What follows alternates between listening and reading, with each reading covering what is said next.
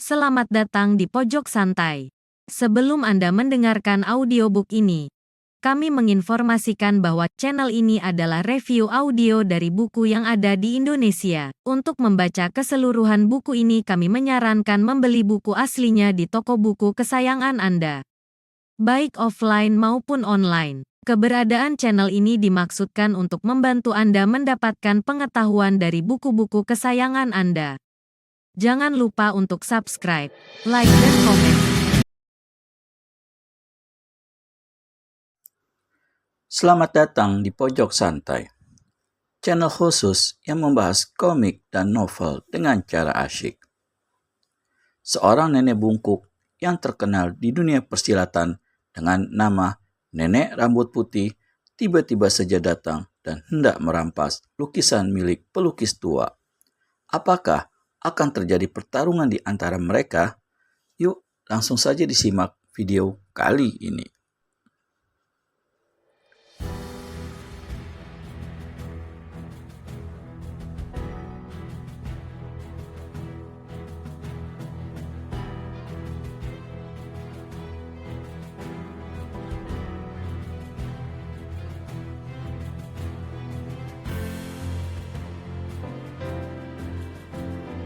Namun mendadak, sontak perempuan tua itu merasakan lengan kanannya nyeri seperti orang kesemutan.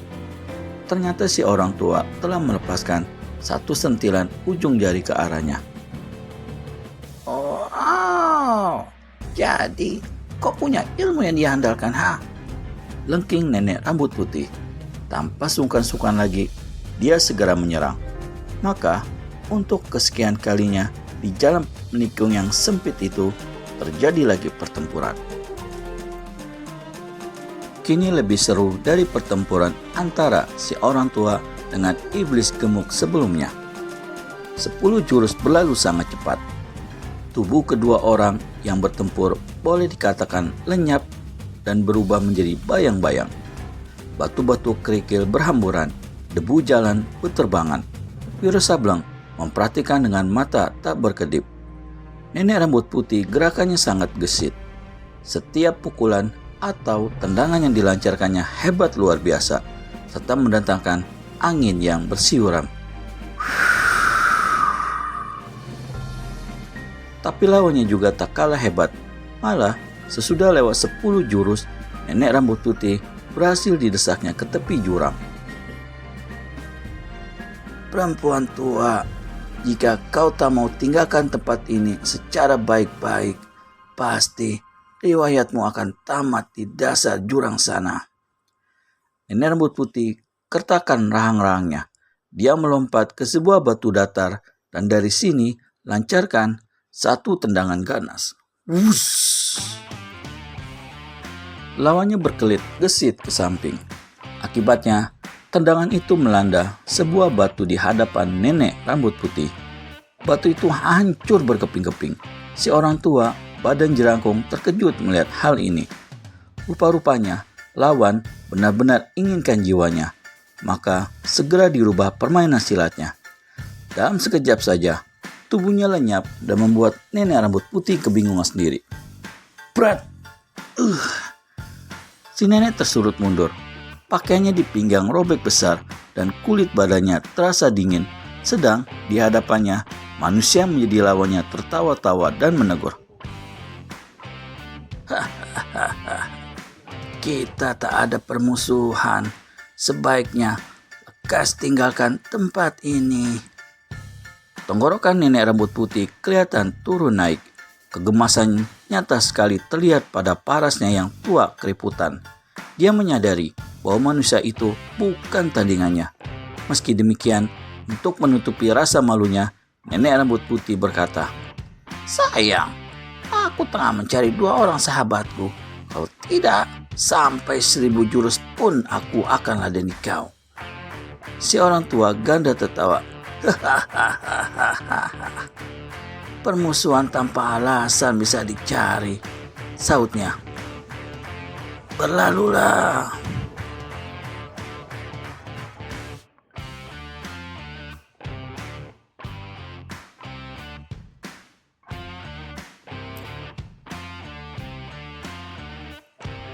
tanggal 1 di bulan muka.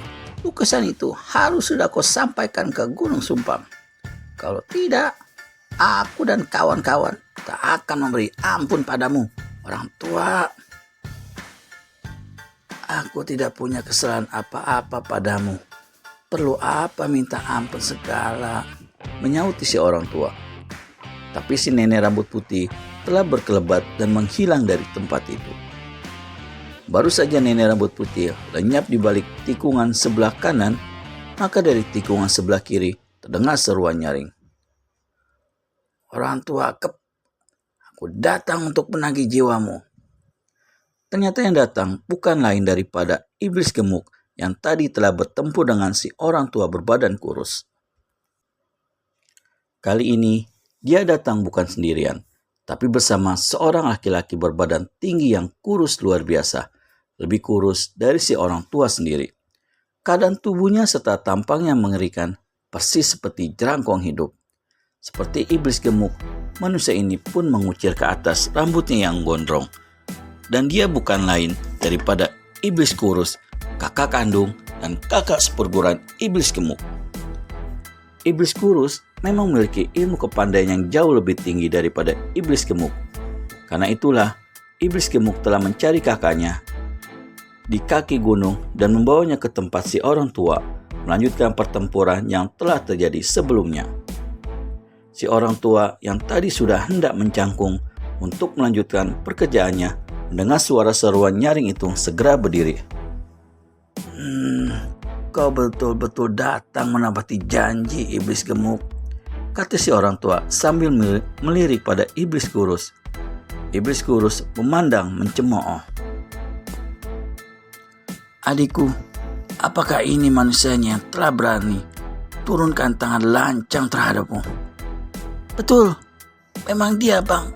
Ya, saut iblis gemuk. Iblis kurus memperhatikan lukisan di belakang si orang tua. Lukisan itu memang bagus sekali serta merangsang. Tidak salah kalau adiknya demikian tertarik dan menginginkannya. Manusia kurus. Manusia kurus cacingan macam ini saja kau tidak sanggup menghadapi. Betul-betul membuat nama besarku menjadi luntur. Tampang dan tubuhmu jauh lebih buruk dari aku, iblis kurus. Karenanya tak perlu mencela orang. Kakakku, kurasa tak perlu kita bicara panjang lebar dengan Bang tua ini. Mari kita musnahkan dia, ujar iblis gemuk. Si orang tua tertawa mengekeh. Nyalimu melembung besar kembali, iblis gemuk. Tentu kau mengandalkan kakakmu ini, bukan? Orang tua aja sudah di depan mata, masih bisa bicara sombong. Si orang tua berpaling pada iblis kurus lalu berkata, Hai sobat, nama besar kalian berdua sudah lama aku dengar. Antara kita tak ada permusuhan. Sudah kau berani berlaku lancang terhadap adikku, apakah itu bukan berarti permusuhan? Potong iblis kurus. Itu kan salah adikmu sendiri, saut orang tua dengan nada sabar. Ia inginkan lukisanku, aku menolak. Ia memaksa, malah lakukan kekerasan. Salahkah kalau aku memberi sedikit pelajaran padanya?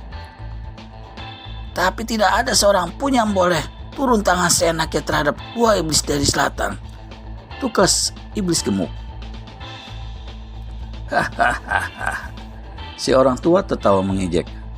Sifat manusia memang banyak yang aneh, katanya. Ingin menggebuk orang lain, tapi digebuk tidak mau. Iblis kurus rangkapkan tangan di muka dada. Hei orang tua, sebaiknya kau serahkan saja lukisan itu pada adikku. Niscaya kami dua iblis dari selatan tidak akan bikin urusan menjadi panjang. Orang tua itu geleng-gelengkan kepala. Heran, katanya, mengapa di dunia ini masih banyak manusia-manusia yang ingin memaksakan kehendaknya terhadap orang lain. Kamu serahkan lukisan itu atau tidak? Bentak iblis kurus. Kalau begitu, lekas terangkan namamu. Aku tidak pernah membunuh manusia tanpa tahu nama atau julukannya sekalipun. Sekalipun manusia tak berguna macam kau. Hahaha. Si orang tua tertawa panjang, tapi kali ini tawanya bernada rawan. Seharian ini banyak sekali orang-orang yang ingin tahu namaku, katanya. Padahal semua manusia dilahirkan tidak bernama. Jangan ngaco, lekas beritahu namamu. Hadik iblis kurus sambil maju satu langkah. Sebagai jawaban, maka kali ini orang tua aneh itu keluarkan serangkaian nyanyian. Puluhan tahun mengembara, tiada berumah, tiada bertempat tinggal. 8 penjuru angin penuh dengan keindahan. Bukankah pekerjaan baik melukis segala yang indah? Mendengar suara nyanyian itu, terkejutlah 2 iblis dari selatan. Mereka saling pandang sejenak. Jadi, rupanya kaulah si pelukis aneh yang selama ini malang melintang dalam dunia persilatan, ujar iblis kurus. Hatinya berdebar juga mengetahui siapa adanya manusia di hadapannya, tapi dia tidak takut. Si orang tua yang memang si pelukis aneh adanya mengusap-usap dagunya. Sungguh tiada diduga hari ini 2 iblis dari selatan akan berhadapan dengan si pelukis aneh. Akan pasrahkan jiwanya di tanganku. Si pelukis aneh tertawa panjang-panjang. Hahaha. Rupanya hari ini aku terpaksa mencabut pantangan membunuh yang sejak lama kulakukan. Orang lain hendaki jiwaku, mana mungkin aku berpangku tangan. Bagus sekali. Sekarang terima jurus pertama ini, kunyuk tua. Teriak iblis kurus dengan serta-merta menyerang ke muka. Dibandingkan dengan iblis gemuk yang kepandaiannya sudah tinggi, maka iblis kurus jauh lebih tinggi lagi ilmu silatnya. Bagaimana selanjutnya? Akankah si pelukis aneh akan takluk di tangan iblis kurus? Temukan jawabannya di video selanjutnya hanya di channel Pojok Santai. Segera subscribe dan tekan tombol lonceng untuk mendapat notifikasi video terbaru dari kami. Terima kasih dan sampai bertemu kembali.